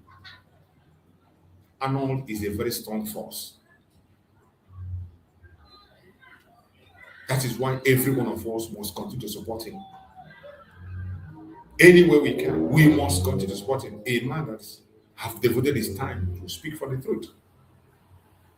Not because he was paid. Not because he was bought over. History has shown that international observation often contributes to greater accountability, transparency, and respect for human dignity. You see, when we talk about internet, that is why we are calling for international intervention, even in the case of Mazi Simon Ekpa. The case of Mazi Simon, when we are talking about, the reason I personally support the international lawyer is that he needs an international intervention. The case of Mazi Nnamdi Kanu is just the same like the case of Mazi Simon Ekpa. The only difference is that Mazi Simon Ekpa is in a civilized world, unlike Mazi Nnamdi Kanu is in a third world country. But in that same civilized world, the only difference, they are very smart in playing their own human rights abuse. Not like they did in the case of Mazi Simon Ekpa. In the case of Mazi Simon Ekpa, his right was also abused. Mazi Simon Ekpa was not allowed to present evidence against Nigerian government in the court. The prosecutor rejected every single evidence that was presented by Mazi Simon Ekpa. The lawyer could not tender any evidence to the prosecutor. And you thought that is right? You think that is right? You think it's a mistake? It was calculated and intentional. His right was totally taken away from him. And they were able to do that because there was no international intervention. It was Finland against Mazi Simon Ekpa, standing alone in the court. The court that were defending, the lawyers that were defending him are lawyers of Finnish lawyers. Finnish lawyers working with Finland. We need an international lawyer who is going to work from the outside, not in the courtroom. Mazi Simon Ekpa needs international lawyer that is going to work from the outside, not from the courtroom. Reach out to the United Nations, reach out to the Foreign Affairs Minister of Finland, reach out to the European Union and the United States more especially, to call the attention of Finland that they are watching, they are observing. And that will make Finland to think twice each time they want to abuse his right. Because there is no reason not to admit the evidence against Nigeria, no matter how horrible it is, no matter how simple or how difficult it is. One of the reasons I heard he was given that the images were so horrifying that he couldn't be able to lay eyes on it. So because of that, you will not take his evidence. Because of that, you refuse to take his evidence because what you saw was so horrible. Is that enough reason? Is that enough reason? That the videos you saw are so horrific that you can't stand it. They were able to play that game because there was no international representation. You see why every one of us have to sit up. These two cases of our leaders, Mazi Nnamdi Kanu and our Prime Minister Mazi Nnamdi Kanu, are similar. The only two different issues is that one is in the Western world and one is in the Third world.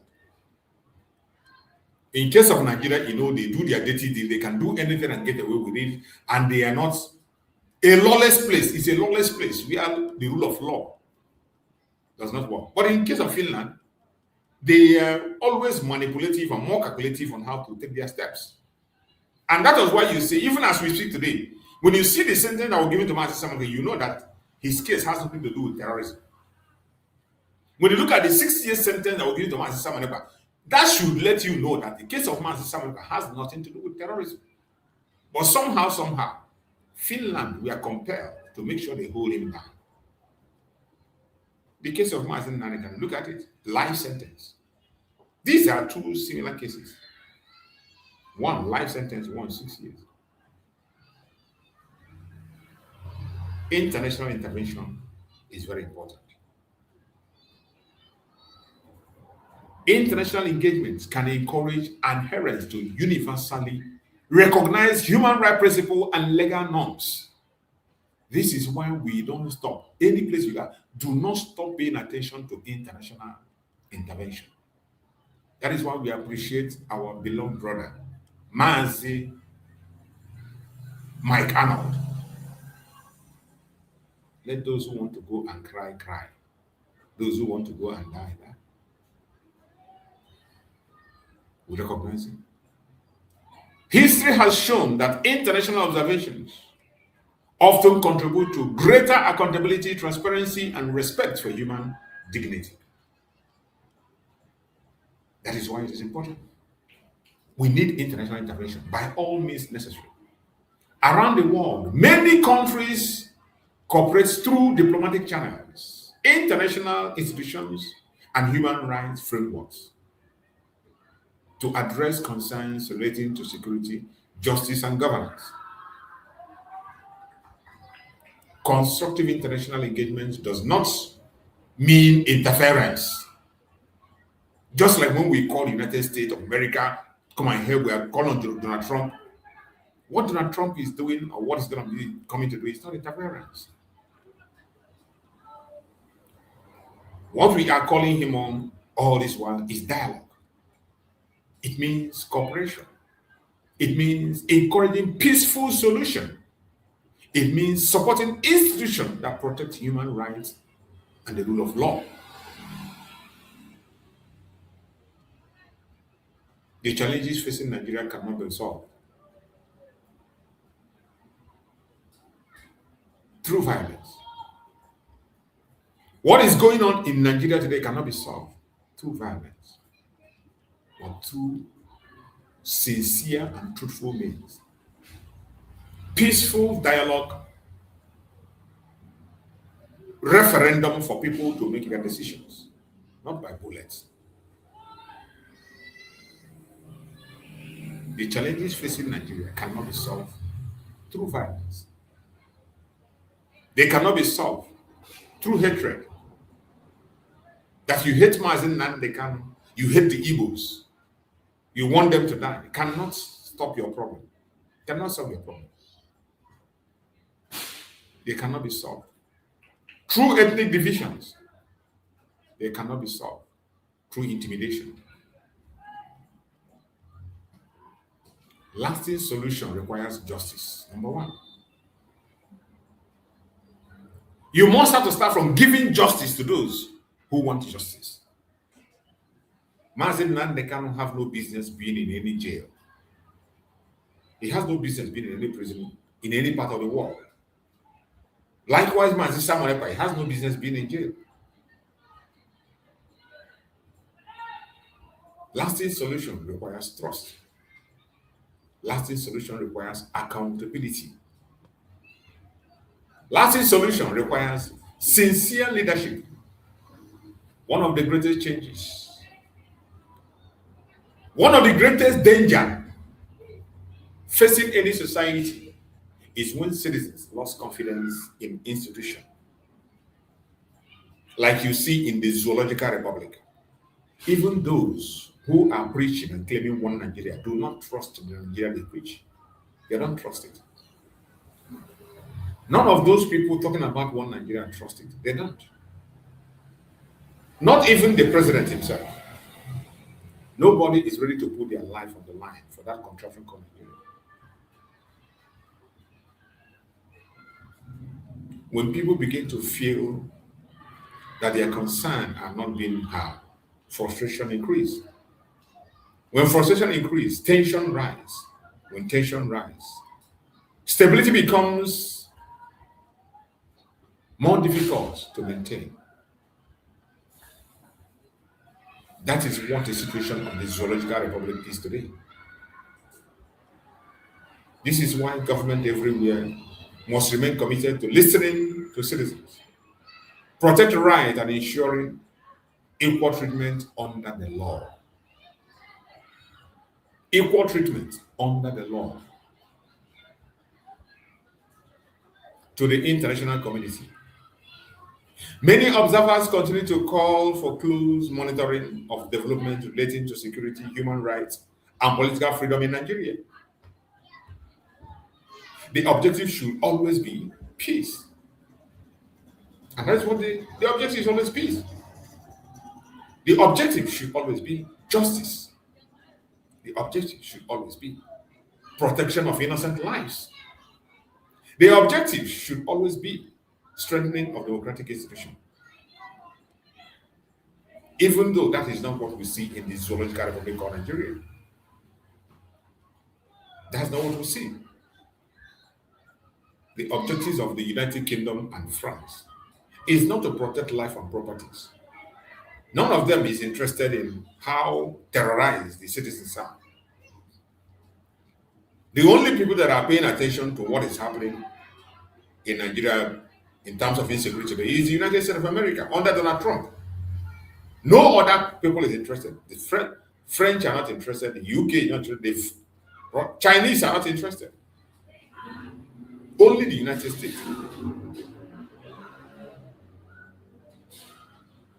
To young people watching this broadcast today, I want to say this. Every young person that is watching this broadcast, and those who are going to watch later, wherever you're watching, either you are watching on TikTok, on YouTube, on Facebook,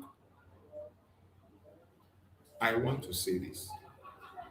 Never allow frustration to push you towards violence. Violence often creates more suffering. That we all know. Violence often destroys the very community it claims to defend. Instead, remain committed to lawful engagement, civic participation, education, advocacy, and constructive dialogue. And I bet you this is the path that the IPOB have taken for a very long time, both under Mazi Nnamdi Kanu and under Mazi Simon Ekpa. It has always been on this direction of civic participation, education, advocacy, and constructive dialogue. That has been the path that we are in. Trying as much as we can to make sure that our lives are safe and secure. Throughout history, meaningful changes have often come through persistence, organization, peaceful actions.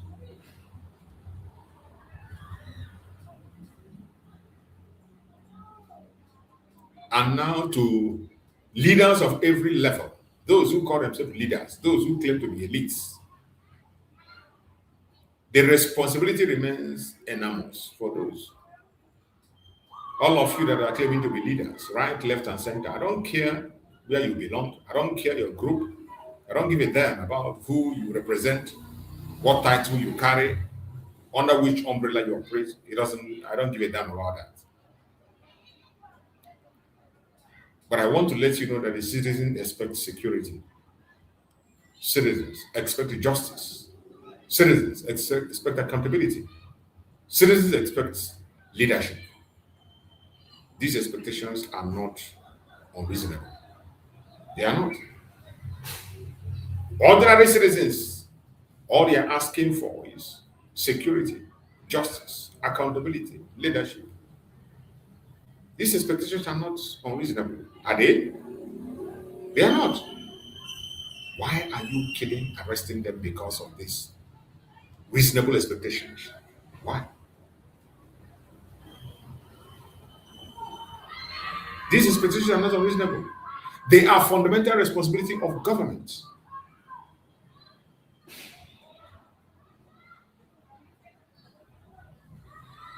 As we conclude today's discussion, let us remember that every life matters. Every community matters.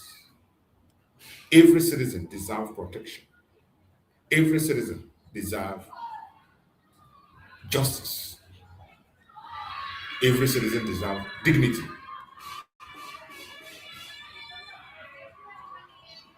The future of Nigeria depends on building a society where security is strengthened, rights are respected, and differences are resolved through peaceful and democratic means. Whether one supports the government, support opposition movements, support self-determination or not, or remains neutral, we should all agree on the importance of protecting human life, upholding justice, and respecting the rule of law. At least this is one place that every one of us should meet.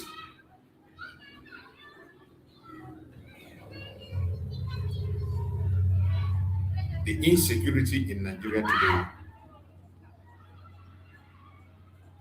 is something else. And it is not going to get better anytime soon. Because the Zoological Republic called Nigeria are very busy in lobbying to cover the truth. They are not interested in solving the problem. They are aiding and abetting the terrorists in one way or the other. And they are not willing to change. So it doesn't matter how you've tried. It doesn't matter what I say or what you say. They will continue to take their part of destruction. And that is why we will continue to raise our voice to call the international community to intervene, to save life. And the time is now. It is very important. They are not going to stop. Not anytime soon. The agenda remains the agenda, and they're not backing down. No matter how they want to pretend about it, they do not talk about it. But I thank Chukwu that there are still people who care about humanity that have taken upon themselves to speak on behalf of the voiceless.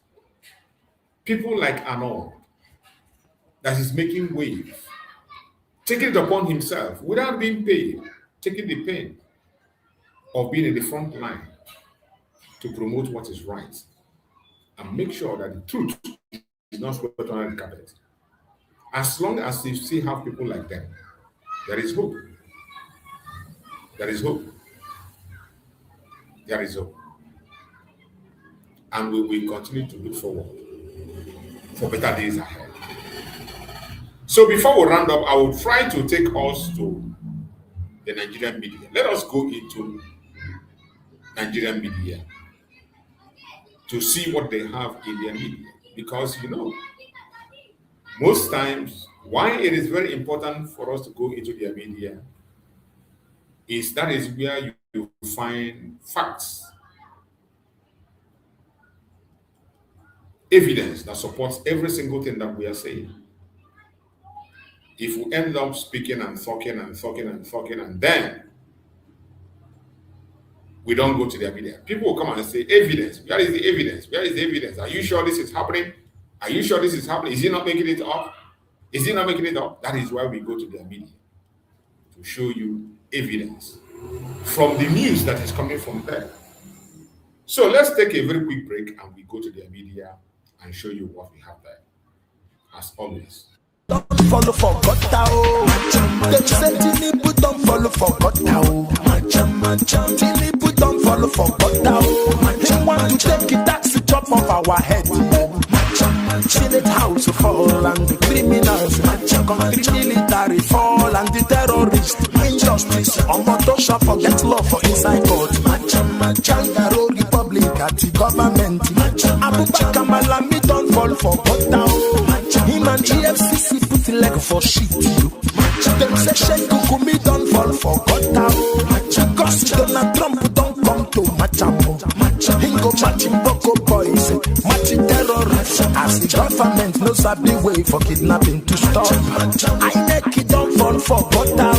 They make Nigerians see one die for suffer. Thank you. Welcome back. Thank you so much for being there. I appreciate everyone that have exercise patience to be with us up to this very stage of the broadcast. So let us go into their media and do some media preview of what they have in their media. So try to exercise patience. This aspect is very important because it helps a lot. It helps a lot to reveal so many things that are hidden.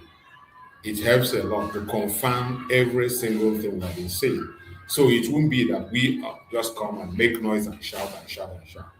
So let's start from here. What do we have here? What do we have here? By the way, we are taking this from Sahara Reporters. What we have is say, power drunk Ugandan president's son says his wife convinced him to release detained opposition lawyer Lukwago. That's the kind of things you see in Africa. Aisha Yusuf condemned court order. The registering ADC order says Nigeria turning one-party states. You never see anything. They are the registering parties. You never see any. You haven't seen nothing yet. You haven't seen nothing. Nigerians must adopt all means to compel Tinubu to action over insecurity. You compel him. Tinubu does not own Nigeria. Though the owners of Nigeria are pleased with the way it is going and their project is working for them. VDM leads your protest demanding eviction of terrorists 32 days after school children abduction. This is just noise making. Keep on making your noise. 32 days, a month plus. 2 years old child is still in the hand of the terrorist. In the same state or in a small state, you can't find them. Nothing is being done. No rescue, nothing. All you do is to protest and raise megaphone, and things continue to happen the way it is. Federal High Court sentenced female armed carrier to death by hanging in Katsina. That is, you can sentence the armed carrier because she's nobody, and the men terrorists, you reintegrate them and you send them to Saudi Arabia for Hajj. Mad people. Mad people. 3 police officers, including bomb disposal commander, killed in Zamfara IED explosion. You haven't seen anything. U.S. approves permanent residence for fugitive Ghanaian ex-finance minister Ken Afori-Atta.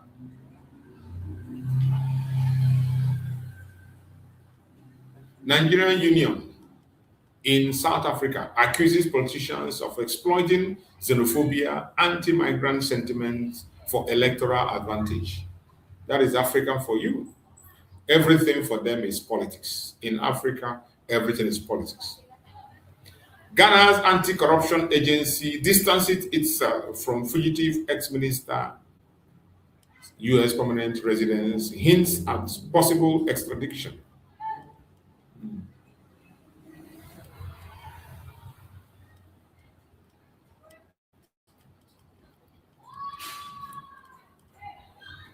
Oyo is not Chibok. Makinde confirmed talk with terrorists over abducted school children. Vows safe return of victim. You can imagine. Terrorists abduct children and you are talking with them for the past a month plus. You are chit-chatting with them and they are telling you condition, you are replying in a same country. And when we say Nigeria is a terrorist state, you don't believe.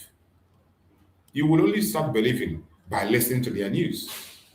What their so-called chief security of states are doing, begging terrorists to allow the citizens to sleep. INEC appeal ruling order the registering of ADC Accord, 3 other political parties. P2B defense lawsuit against former loyalist Kenneth Okonkwo says, I want him to expose me in court. Appeal court holds Justice Peter Lifu's judgment, the registering ADC for other parties, political parties, mad people. Very dramatic country. Yoruba group to seek US, UK, UN sanction against Justice Omar over alleged bias in Showore case. What do you expect? Showore has become a thorn on their flesh, so they will do anything they like to destroy him. Video. We did not join voluntarily. Repentant Boko Haram members begs Nigeria for forgiveness, seek acceptance. Mad people. You are insane. You are insane. You are just insane. Only in Nigeria, they have given you the opportunity. Go ahead and say what you want to say. Remittable African Child Day message. Ignore abducted children in Oyo, Borno. That's how they behave. That it doesn't mean anything to her. Her own children they are everywhere. They are moving around everywhere, safe. They are moving around with security. Yeah, they don't care. You think they care about him? Rural urges Imo Police Commission to act as man shot by disbanded Tiger Base operative coughs of blood. Disbanded Tiger Base, and they are still operating. In Nigeria, what they do is to change their name. Once you complain about a group or a department, they change the name, give them a different uniform, and keep them where they are. Up to today, SARS is still working. SARS. This Tiger Base is part of the SARS. They only change the name. They only change the name. There is no rehabilitation. There is no consequence for anybody who have participated in the previous. How many people do you see they jail them because of SARS? Because they were part of SARS. How many? That is how you know a serious government. And all these things prove the fact that Nigeria is irredeemable. You can continue to deceive yourself. Fulani petition EFCC to protect 80-year-old widow interest in Abuja property. Evict alleges land grabbing Rebecca Isaac.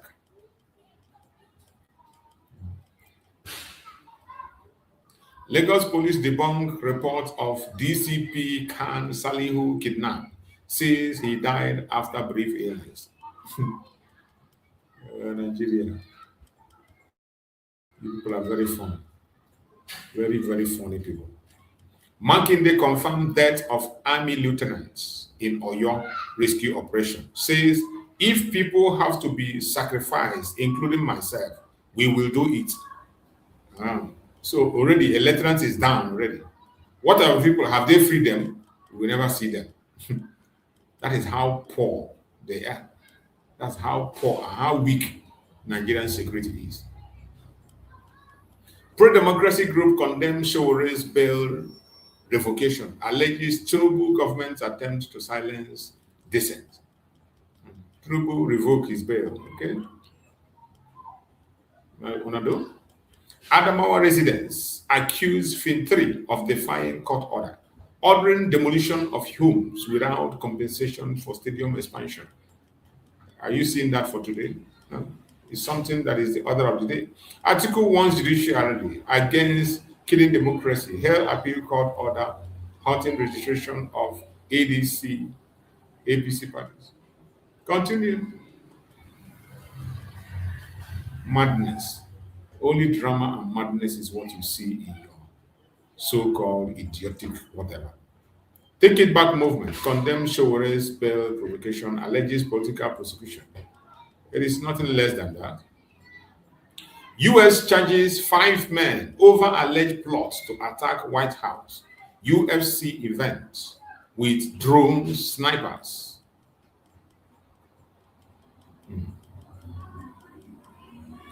I won't tell you how I would deliver 10,000 megawatts. Tackle insecurity, kidnapping. P2P tells Nigerians. Keep it to yourself. Nobody cares. Keep it to yourself. 9 Kwara kidnappers, victims. 9 Kwara kidnapped victims regain freedom after alleged ransom payment as police arrest gang looting deserted communities.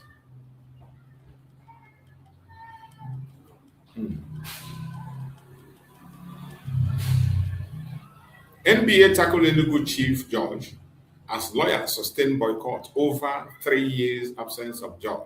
from Nsukka court. US government admits using Elon Musk's AI tool to plan military strike on Iran in AI power warfare. Empty chairs in school nationwide. Amnesty International demands urgent action on abducted children. Of course, Boko Haram have finally succeeded. They said Boko Haram education is haram. And finally, the schools are shut down for them, and students are scared to go to the school. What else are you waiting for? They have succeeded. They are winning. And the Islamization of Nigeria is definitely going to come, whether you like it or not. If you don't like it, go for disintegration. Plane crash on Texas highway. One confirmed death. Fate of others unknown.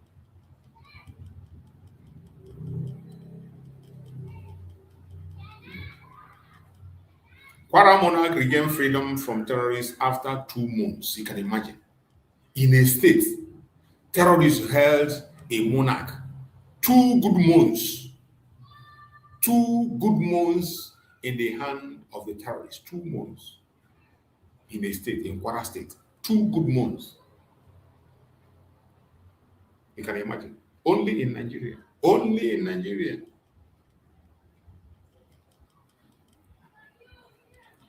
Musician Larene Yusuf plead for help. Says Nigerian detention left daughters assaulted in Germany.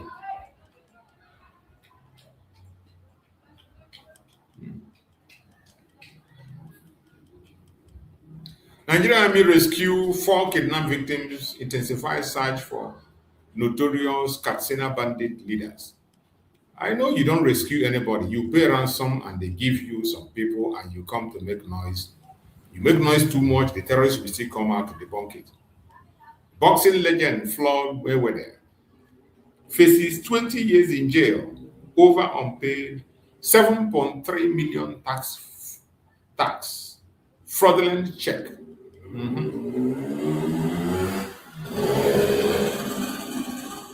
Right advocates condemn court order revoking Showere's bail. Warn Tinubu government against repression. So they revoke Showere's bail. That is it. Armed robbers kill senior police officer ASP Idikwo during patrol on Lokoja Abuja Expressway. Armed robbers kill senior police officer ASP Idikwo during patrol on Lokoja Abuja Expressway. Okay. Ogun Police Command arrest 6 suspects, recover firearm in crackdown. Go and check now. What you see there now is a pump action. In this same Ogun state, herdsmen are moving around with AK-47. They will not arrest them. They won't do anything. But the people that have some firearm they used to protect themselves, they will go and remove it from them and leave them vulnerable. That is what you see in this one. Ogun Police Command arrest 6 suspects, recover firearms in crackdown. If it were to be in the southeast, this is not how this message you reported on. If it were to be in the southeast, they will line up AK-47s, arms and ammunitions, bombs and everything, and tell you that they recover. That is how they push when they report the case of anything from Biafra land. But when they are reporting issues from either the north or the southwest, they don't show you anything. They just give a write-up. They won't even show you the picture of who are involved. But when it comes to the southeast, you see dramatic pictures flooding the whole of internet. Nigerian government said to launch free TV as national digital television platform. Madness. Nonsense. Nigeria in South Africa raised fresh alarm over June 30 threat. Call for urgent action from Tinubu government. You will call for all I care. You better save your life. Do what you can to save yourself. Federal University, a full student allegedly stabs brother to death in school hostel flees. In school hostel. Please. Take it back movements, condemn Showore bail revocation, arrest order, weaponization of judiciary. We've been seeing it. It's not the first time. They will do it over and over again. Warri resident shot dead at home as cold clash grips Delta community. These are a bunch of idiots. In a time you are supposed to be protecting your people, you are talking about cult. Bunch of clowns. This is what Nigeria is breeding. Senseless and idiotic people that can't use their common sense.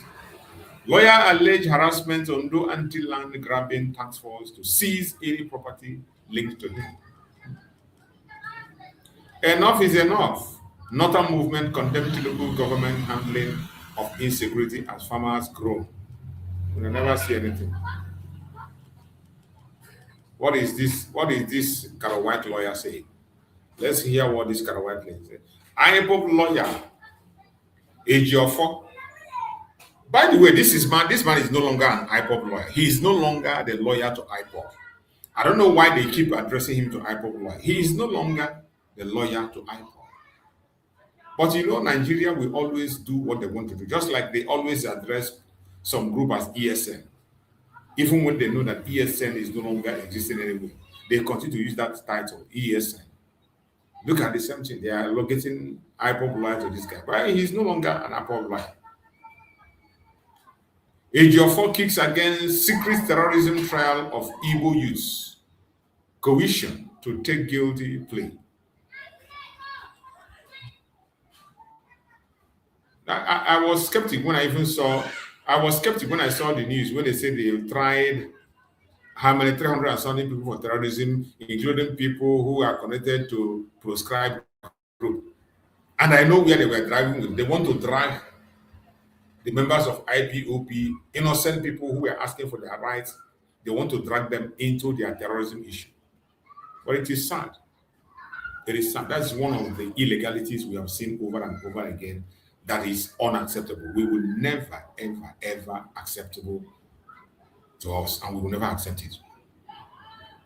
So wherever you are, whoever you are, I urge you in the name of Chukwu Kabiam to continue to stand for what is right.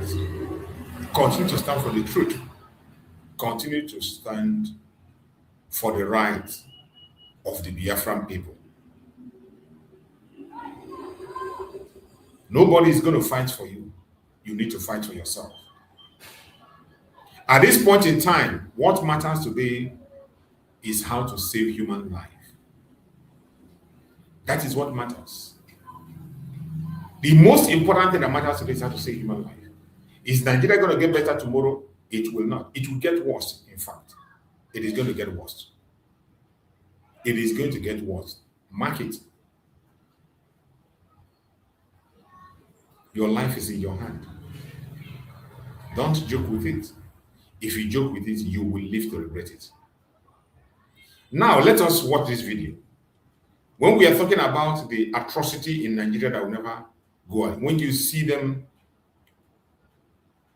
reintegrating their so-called Boko Haram and all their evil, I want you to watch this video. The experience of a child in the hand of the Boko Haram. The experience of a young child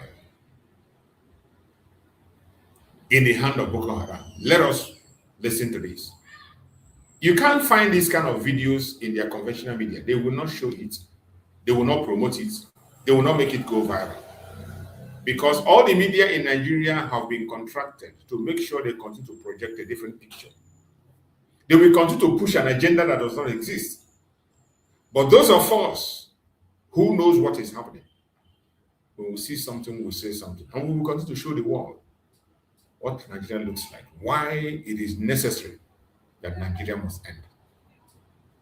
We will continue to show the world why it is necessary for the world to intervene and bring to an end the chaos that is happening today. Let us watch this. Haram. Once we are living in peace, we don't know how to fight or whatever. We are living in peace. Boko Haram now came and started shooting. All of us we are jumping through fence so that we can guide our life. That is how we run onto a mountain. They see no one in the house. They now follow us up into the mountain. They were killing people, slaughtering them like a goat. We were walking in the dead people. After for a while, they know we are farming and using our water to cook and wash. By that time, we didn't have tap water or this thing. It's only well we have. After for a while, they know they have seen we are using the well. They now started killing people, throwing them into the well. That is how they still were hungering us, and we now started drinking the water with the blood inside. After for a while, we were suffering like this. They were killing people, know how you can do to save them. If you come out, they will kill you too. Like this, they were killing our brothers and sisters. We are seeing them. But my mother, she's a businesswoman. She used to fly akara. We use her money to do transport. Our cousin helped us to pack us for our clothes.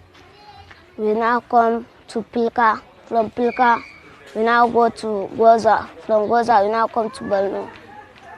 After for that, we are hearing them. They were following all the people. They were following our brothers and sisters, even to the Cameroon. They were following them to kill them. But thank God, my dad have money and now pay money for a rider to bring us to Abuja. We are living in scared. We are not coming out in the morning, talk less of night. We are sleeping there. By that time, there was not IDP camp. We were living together with host community. It's 2014, we came here. We were living with host community. Then, one man came to here. It was pastor. Yes, he opened us a church. Now, he was the one that started with us, and he come name us IDP camp. From there, we now started getting food, shelter, and education. You've been in the camp for how many years now? 11 years. 11 years? Yeah. Yes, I am still in school. I want to be a doctor. Medical doctor. I want to help people that they are dying, sick. Some of them are in the surgery. I want to learn handwork. We are doing summer lesson and they are teaching us shoemaking. So I enjoy it and I want to do it. Thank you. Did you see the experience of a small boy, a child of 11 years? You see what that boy passed through. You can imagine the horror this boy saw with his own eye. And he can be able to tell the story. You see what this boy saw with his own eyes. And he's telling the story. How their people were massacred in his presence. Thrown into the well they were drinking turned to blood. And they had no choice because if they don't drink it, they don't have anywhere to get water to drink. They were still drinking the water. This is what Boko Haram is doing in Nigeria. The same people that your government is reintegrating and telling you that they have repented. This is the story of a young child. You see the innocent girl, what he passed through in the hand of this terrorist. It is sad. Very, very sad. But that is where we find ourselves.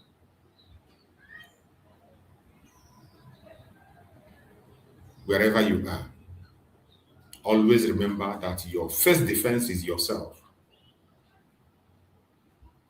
Self-defense is not a crime. Self-defense is your right. It is not a privilege. It is a right that you must activate now. Any place you are in a contraption called Nigeria. If you are not in the zoo, tell your family, remind them that self-defense is the first step.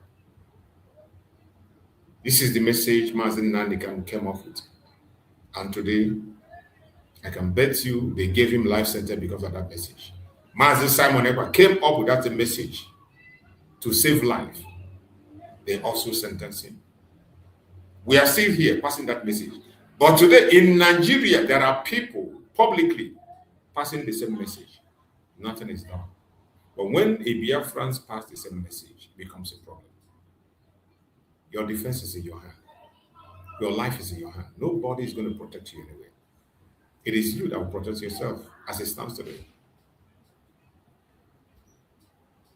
Our duty is continue to bring these facts to the whole world and make sure that the international community pays attention to what is happening in the Zoological Republic of Nigeria. And we will continue to defend the right of the people for as much as we can. May Chukwu Okike continue to guide and protect every single one of us that have made it to this broadcast today. Thank you for joining today's broadcast. If you found this discussion very interesting, if you found value in this discussion, if this very program resonates with you, please like this video, share it with others, subscribe to the channel if you have not done so. Leave your thoughts in the comment section. Tell us where you are watching from. What solution you believe can help improve security, justice, human rights in the Zoological Republic of Nigeria. Until next time, stay informed, stay engaged, stay peaceful, stay focused, and continue standing for truth, justice, accountability, and human dignity. May Chukwu Okike continue to guide and protect every one of us. May Chukwu Okike continue to guide and protect our supreme leader, Mazi Nnamdi Kanu. May Chukwu Okike continue to guide and protect our Prime Minister, Mazi Simon Ekpa. Thank you so much for being part of this program. And I will see you again this evening by the special grace of Chukwu Okike. Stay blessed until we meet again. Bye, everyone.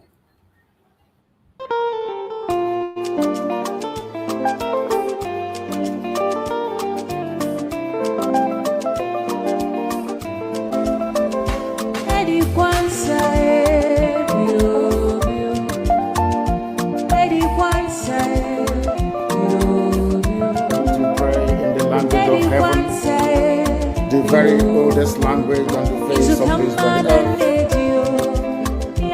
Chukwu Okike abịama pụrụ ihe niile, Chineke na-enye ndị nsọ na-efe wee na isi ala niile anyị na-agọzi aha nsọ ya mgbe onye anyị na-aja mma wee anyị anaghị efe arụsị, ọ bụ naanị gị onye kere ihe niile ekere eke ma ọ onye kere ya. Ọ bụ ya mere ndị nsọ na-akpịrị ha na isi ala ndị ọbụladị ndị na-atụ mkpọọla ebu n'ụtụtụ a ehihie abalị n'ụwa niile wee na-arịọ gị mma